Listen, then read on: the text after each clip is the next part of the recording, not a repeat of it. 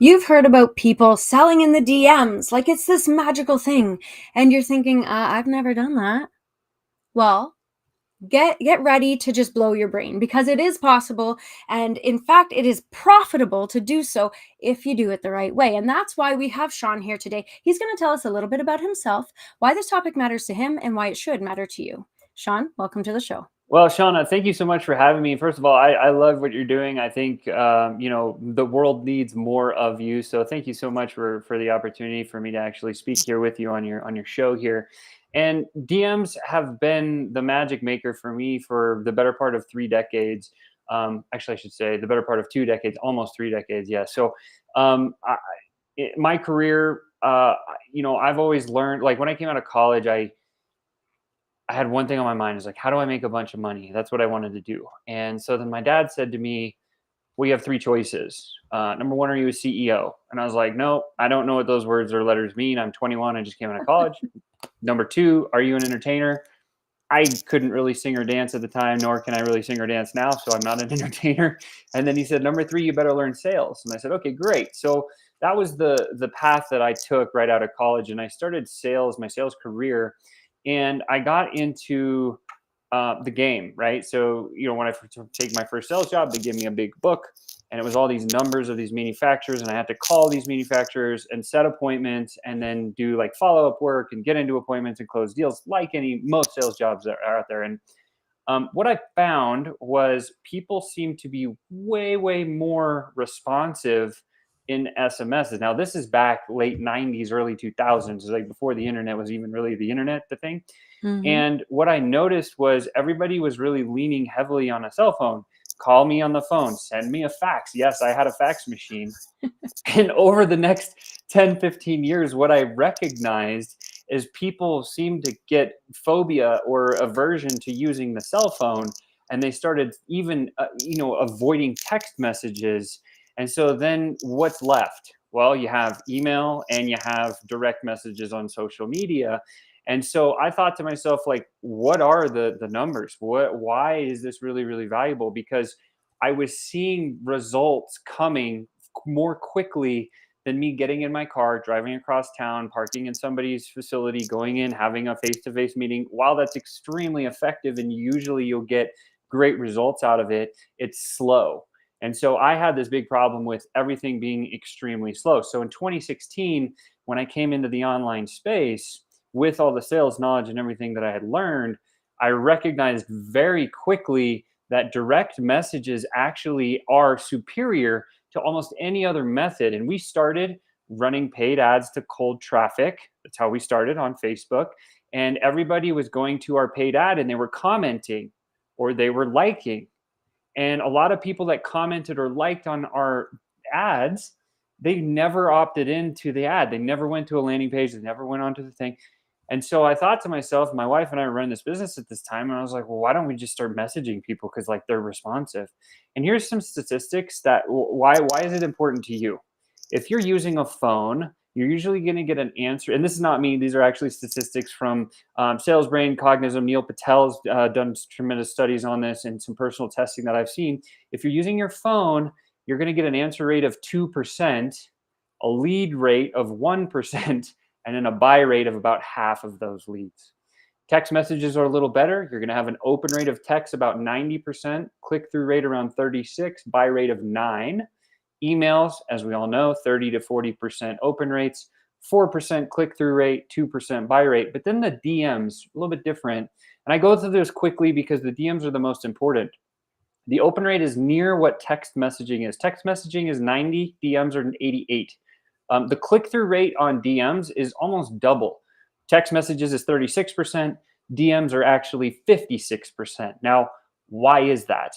Well, when you send a direct message versus a text, what's important about that is if you get the DM, if you're receiving it, you see the DM, and if the message is great, then you're like, oh, that's really, really valuable. But I need to know if this is a real person. And so what do? We click on their profile and we go creep a little bit on their profile to make sure they're a real person. Have they Mm-hmm. posted? Do they speak in English? Do they live in this land? Like who is this person? And then and only then after you kind of pass that checkpoint, do most people pop back into the DMs and then actually reply? And so the buy rate from DMs is 26% versus text at 9%. Still Mm. have the second layer of redundancy so you can actually learn. So this is why when I'm looking at bigger numbers, I'm like, oh, DMs are the thing. DMs are the glue that basically holds everything together. If you think about how you're running your agency or your business or whatever it is that you're running, if you're using social media in any kind of capacity, DMs will play a role. Example, if you're doing a live event, right? You can use DMs to get people to register. If you're trying to book calls, you can use DMs to actually get them to go to your link and book. If you're running a challenge, same thing. If you're trying to get downloads on a podcast or you're trying to grow a YouTube channel, DMs become extremely effective. Yes, there is time and labor involved with the process, but also remember that you're going to get the best kind of one-to-one connection with somebody. And that's where I think all this automation and AI is great. And this is the last thing I'll share, and then I'll hand it back over to you. It's like AI and automation are fantastic. And yes, you should use them as much as you can use them to crutch yourself along in the process. But it's when people say, I just want to click one button and do it all automated, is where you lose deals. And the reason you lose deals is because it gets cold. If you're receiving fully automated and AI messaging and there's no humanization in that selling process, you lose deals. And see, I'm just enraptured. So I'm just sitting here going, yes, go on. Yes, absolutely. Because you know, and everyone watching here knows I am all about authenticity. And you can't be authentic if you're just sending bots out to do your work. So I love what you're saying, and I love the numbers attached to it. It's really important to ground our ideologies in these analytics, in these KPIs. This is an important part of anything that you're doing in your marketing space. And this is indeed, outbound or inbound marketing. Outbound. It could be either. It could be I was like, going to and say, that's, flip a coin. Flip a coin. This really yeah, is just the manual labor behind inbound, outbound marketing. That connective piece that actually, like you say, puts a face to a name. yeah, So 100%. that makes a huge, but you make a good point too, is it's very labor intensive. So how do we get around that? Yeah, so technology is the answer to that question, right? And so, like, when we just to kind of go back into my story, 2016, I started online running paid ads to cold traffic, and we grew a network marketing business, and we grew it pretty successfully. And about 2 years into that, and we'd already actually we did tens of millions of dollars. So I'm not like pretty big numbers compared to like most people that are out there. Very grateful for it, of course, and I work hard, of course. But about 2 years into that process, somebody said, you guys need a software. And so we're like, oh, well, we should build a software. And so we ended up building our first software product. And doing that process completely burned me out because we were running a network marketing business and we had a software company. Right. And Sean burns out because he's working 22 hours a day and he doesn't have the coaching to tell him, like, stop doing that, like set parameters, big time for yourself. All of those things, I didn't know them. And so I actually burned out to the point where I almost took my own life. It was like really serious. Yeah. And of course, thank gosh or God or whoever you call it, like Russell Brunson was one of my direct coaches at the time, been in his inner circle for a long time. And he says to us, he's like, kill your baby. So I was like, okay, oh my gosh, how do you kill a business doing $10 million or more? Well, it took us a year. We sold the software company and then we started a high ticket selling agency. And this is kind of where this whole need came from for us. We showed these entrepreneurs how to hire, onboard, and train sales teams. That's what we did for them. And in the process, we had DMs overlaid everywhere. But the idea was we got the sales team in and we went through their warm market. And then about 6 months in, these entrepreneurs come back to us and they're like, Sean, I've made more sales in the last 4 months than anything I've ever done before. But now I can't sleep at night because I don't know how to consistently put more leads in front of the sales team that you just built me. Right. Right. Oh, here's this little system you can apply to text messages, you can apply to DMs. And at the time, we were teaching off a spreadsheet and a piece of paper, and we put it in their business, and all of them continue to explode. So my Yes. business, yeah, it was fantastic. Worked really well. Well, and that's huge. This is something that we need to consistently reflect upon, is the sustainability of any method that we're implementing, and understanding that there are great tactics that you can use in marketing that will give you flash in the pan results that blow your mind. They're amazing, but they may or may not be sustainable long term. And that's where you need to have a plan that actually grows as you scale. And it sounds to me like you really reinforced uh, the methodologies that you were giving to Yeah, your clients in order to let that happen. to your point, we saw this working so well with our high ticket agency clients because we could only serve 5 to 7 at a time if you have like a smaller agency. And so then Chris and I said, Chris is my business partner of 8 years now, like, hey, let's build a mastermind around this and actually get really good at it. And so we hired a mastermind coach, and then we launched this mastermind, which was a $25,000 mastermind for the year. The first 3 months was put this little system in your front of your business to generate consistent and predictable lead flow, right? And then 9 months of advanced sales coaching and how to close all the deals that come off the back end of the system. Mm-hmm. This worked crazy well. We had the dozens and dozens and dozens of businesses and agency owners that went through this mastermind. 83% of them have and still continue to have the biggest success they've ever had because this, like, that number is unrealistic in anywhere that I've ever heard. And so that filled my heart with joy, right? And the Yeah. 17% that didn't really do the thing, they just didn't do the work, right? Because it does take work. Mm-hmm. And then about 2 years into that project, one of our clients says, yo, you guys need a software. Like, to go back to your original question, is like, how do you deal with the heavy lifting and the labor part is the technology. And so we're like, okay, I had a little PTSD from the first time, but Yeah. then I was like, okay, let's build another software company. And our messaging ran into, we were doing outbound DM work, and it ran into our CTO, his messaging sequence. They collided. We got on the phone with him. What do you do? I have this incredible tech that I built back in 2017, but you had to be like an engineer to run it. But I only have 3 clients. And what do you guys do? We have hundreds and hundreds of clients, but we don't have that technology and we need it. Mm-hmm. So in 2020, we merged, and Bruno became our third partner. And so it's Chris, me, and Bruno are the co-founders of FlowChat. And it was a software that just really did 3 things, right? Number one, the whole premise was, how do you find and import or extract opportunities from anywhere on social? So I think of social media as a giant lead bucket. Our job is to go to social media and use a tool where we can collect those people quickly.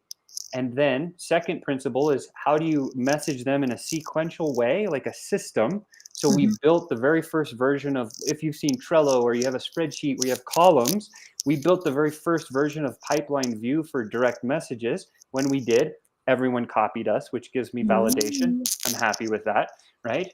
And then the third one is, how do you make it better? Because when you're DMing, here's the beauty of DMs versus paid ads, direct comparison. Paid ads fatigue. If you don't know what that means you pay money to Facebook and it shows your content to a whole bunch of people that you think you want to sell to.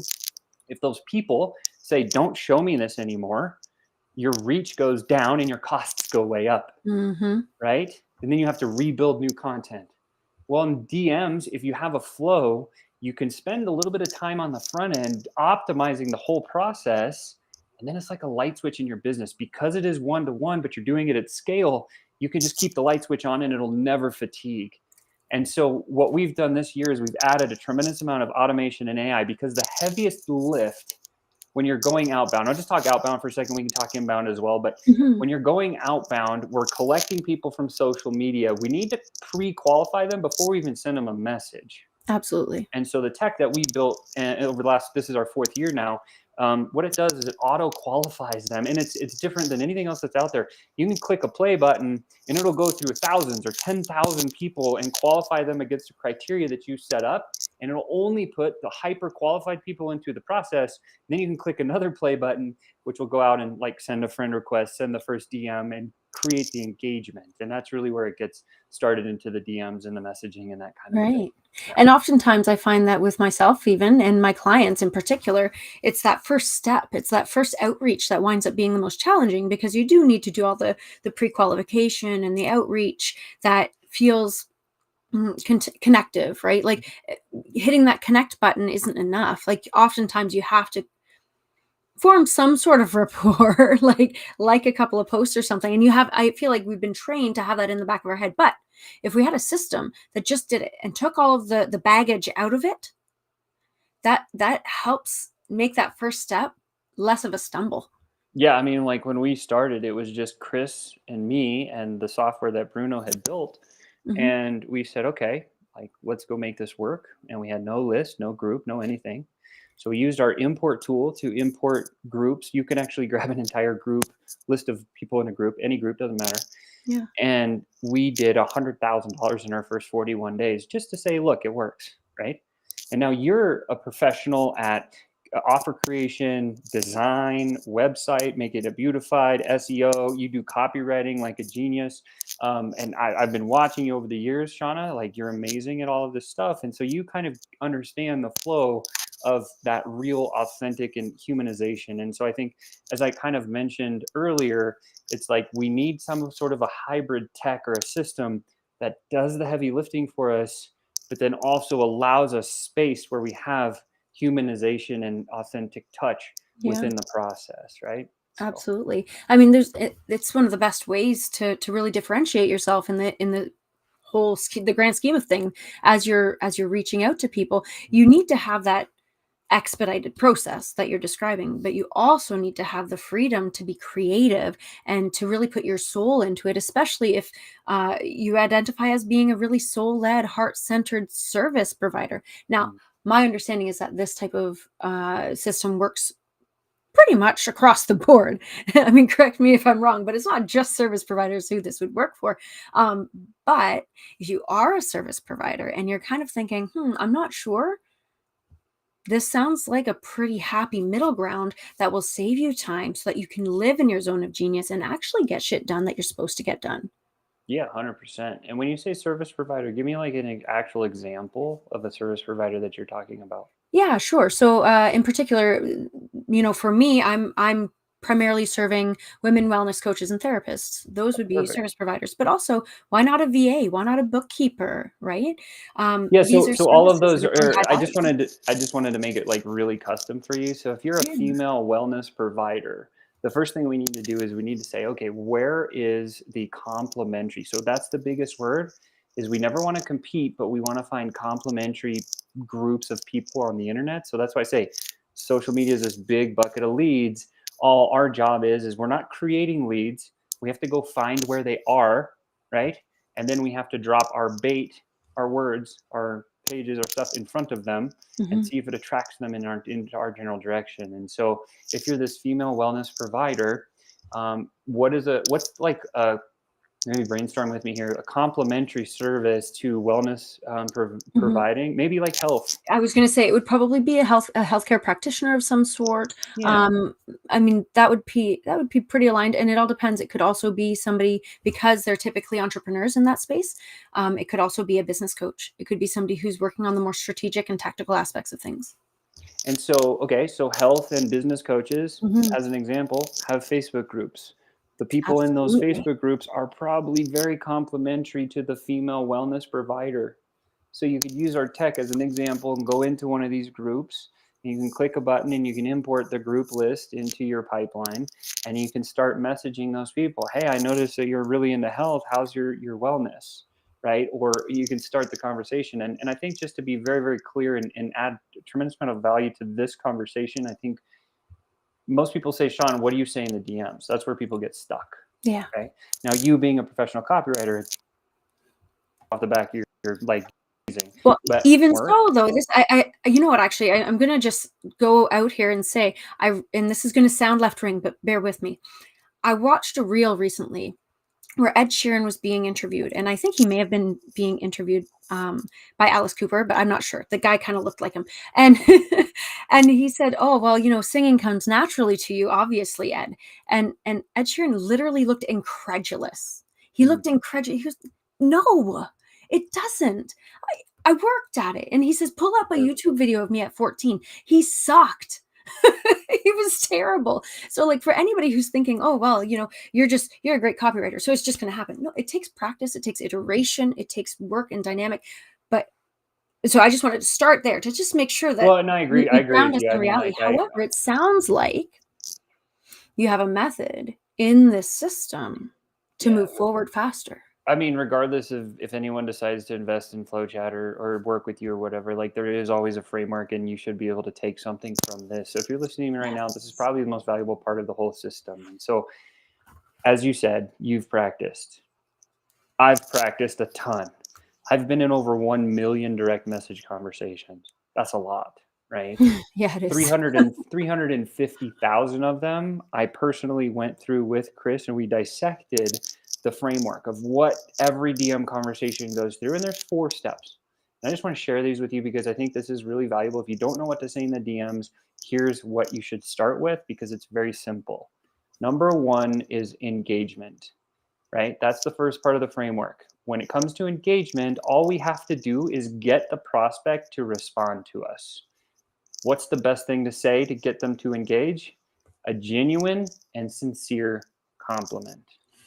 Hey, Shauna, I see you're Mhm. kicking ass with SEO and you're in the space, and I just wanted to tell you I think you're doing a great job. Keep it up. That's the type of compliment that I'm talking about. Because if you read that, you'd be like, oh, well, thanks. And you're going to either heart that message or you're going to say, thank you so much. And guess what? I've just checklisted the first of the 4 pieces of framework. I've gotten engagement. The second part of the framework is transition. So Mm. now we have to take the engagement and we have to ask some very pointed questions to get them to the third piece of the framework. So the questions that I typically share, there's 3 of them. You can usually use the most effective is 3. You can go Mhm. up to 5, but what I would suggest is always start with vision casting with them. So we would say something like, I love your SEO agency, or I love your female wellness program. What's the end goal? Where is the flag on the top of the mountain? What's the thing you're trying to achieve? Right. And we vision cast and we let the prospect come back and tell us, oh, I'm trying to do this, or I'm trying to get there, I'm going to do this. So that's the first question we ask. So whatever answer they give us doesn't help or hurt us, but it's good information. And our second transition question is, what's been the biggest thing that's led to the biggest success? Go to the positive, and then they'll say, oh, well, this worked really, really well. And then you go to the third transition question, which is the negative, saying, oh man, that's amazing. How about what's the biggest speed bump that you've encountered over the past couple of years? And they say this. Whatever this is, that's your magic cue to move to the third part of the framework, which is an invite, right? Whether it be an invite Right. to a call or a website or a video or a summit or whatever, right? And so the negative question sounds like I kind of just shared with you. And then the transition from the transition questions into the invite, which is framework part 3 is invite and call to action, is this idea of saying, be shocked. Oh, I would never have thought you would have ever said that is a problem or a speed bump, Shauna. In fact, and then you transition into, Right. I have some different perspective on that. I think you could get some value of it. Let's book a quick call. Are you up for it? And now I've moved from engagement, transition, and I've said very little. And then I've invited you to, hey, we should talk because I have some perspective on the thing that you struggled with. And Right. that's going to entice you to move forward. And then you say, great. And when they say, sure, you say, great, here's my link. So that's the call to action link that you send. Right. And then just let me know when you book, right? And then they book a call as an example. And then the last part of the framework, probably the most important, and everyone forgets this, is the clear future. Give Mm. that prospect one more piece of homework or thing to do before your call. Hey, Shauna, great. We're going to be talking next Tuesday. Here's this quick 3-minute video. Just watch it so you kind of know what I'm all about. It might prompt some more questions for our call. Can you do that? Yes. And now what I've done is I've given myself some space to be authentic and original and organic and actually have a human to human. And I've allowed myself a little bit more space at the end to say, here's some more about me that will induct you a little bit closer to me. And now when you get on Right. the call, you have something to start the conversations with. That makes so much sense. And don't get me wrong. Um, when you describe like typical outreaches that people keep in mind, and they're always thinking about this copywritten outreach. Mhm. And I think this is something that I had to realize, a number of years ago, probably around the same time as you were sifting through your own DMs, is just that idea that, hey, it doesn't have to be so hard. You Mhm. don't have to overthink it. You don't have to have like this is a great template for the flow of the conversation, but people nitpick into the little tiny details along the way. And truly, it's just, what would you say to a person in line at the grocery store who you like their top? I like what you said there. And I think, like, I do presentations all the time. I just spoke in front of like 650 people and I was talking through this. And one of the examples I gave when I was on stage is I said, the DMs, the way that we communicate in the DMs should be the exact same way that we communicate when we're at a live event in the hallway, right? Mm. DMs are the hallway of social media. Okay. So Okay, like when put you're that on a plaque, first of all. DMs are the hallway of social media. that's it. Right. It's And so true, it's yeah. totally true because when you're at the live event and you're watching the stage, you're in listen only mode. But when the stage breaks and you go into the hallway, that's where the deals get done. So think about like when you walk up to somebody in the hallway, what is it that you're going to say? Because you got to get engagement. Mhm. And that same thing you would say in the hallway should almost mirror exactly what you say in the DMs. And then it's a fluid conversation. And I think where most people get lost is they've been just brainwashed with this. You got to become a master of copywriting. And so then they're like, oh, it's a place to write a bunch of copy. And they get in the DMs and they're like, blah, blah, blah, blah. Here's my life story. Here's my offer. Buy my stuff. First Yes. message. And that sucks. Right. Yeah, absolutely. I mean, listen, I don't want to knock anybody whose practice is to create a dynamic outreach that gets to the point quickly. In Yep. order, like, there are strategies that encompass that, and I'm not going to knock the people who do that.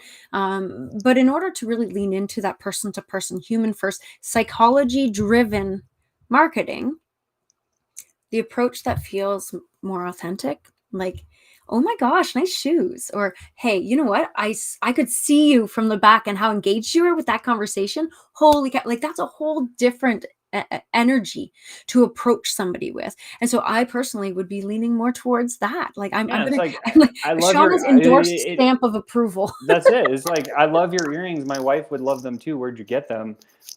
Pretty easy starter, right? Yeah. And no pressure, nobody Yeah. feels pressure there.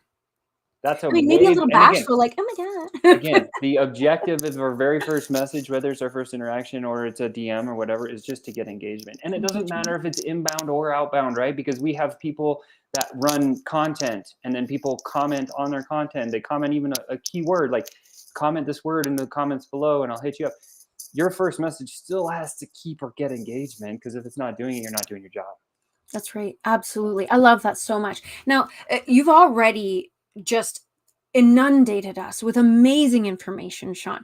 But I am going to invite you to share something that has been nagging at you, some last thing that you feel like you need to share with the world before we do say goodbye, unfortunately. Something that's been nagging me. Something you Uh, need to share with the world. um, Yeah, I think if you have a business, I think this is something that I've recently come across, because I still take a bunch of calls every single day, and I speak with my team and everybody else, and it's like these with whatever's happening in the world, I think people have this trepidation to sell, right? Mm, And the thing that I would like to get off my chest is, to sell is to love, right? Because you went into business to solve a problem for somebody else. It is your moral and a responsibility and your obligation that if you know you can solve a problem, to encourage the right people to come in your direction. It's the same as if you're going, you and your spouse or whatever had a wonderful experience with a movie and a meal. And you see another couple friends of yours and you're like, hey, you got to go check this out and this out because it's going to give you this transformation experience. Like, you're going to share that with your friends and your family because you love them. And it's the same when you sell your products and your services. You need to love on your prospects, and it's your obligation and your moral duty to get them involved with your program. I love that so much. And don't forget to tell people where they can get in touch with you. Oh, sure. Yeah. So if you want to book a call directly with our team, you can just go to call.flowchat.com/one-on-one if you want to book a call right away. Or the easier way to do it is just come over to our website. It's just flowchat.com and flowchat.com. And you can watch some videos. If you want to book a call with our team, that's great. If and when you do that, make sure you let me know that Shauna sent you our way, because credit is owed where credit is due. Well, now I don't usually do, shameless plugs like that. My goodness, my purpose here, my purpose here is to serve and serve alone. So listen, everybody, I'm not. Now I'm flustered. Oh, I feel bashful. No, truly though, this is quite a profound network. and system to really approach some of the more tedious aspects of business. But the tedious aspects of business are the things that are making the most impact. Not only is it that when you sell, you're actually loving, and some people will say when you sell, you're serving, right? This is how you transform people's lives. And oftentimes people hesitate. So let's get beyond that hesitation by taking action. And this is the first step that you can take. And it's a very simple first step. Get into Sean's world. Make sure that you understand and experience what it's like to actually make something that feels like a chore become easy and a no-brainer, because it's filling your pipeline, lining your pockets, and allowing you to make the impact that you were meant to make in the world. Now, with that, I'm going to leave you to sit on those thoughts and have a great rest of your day.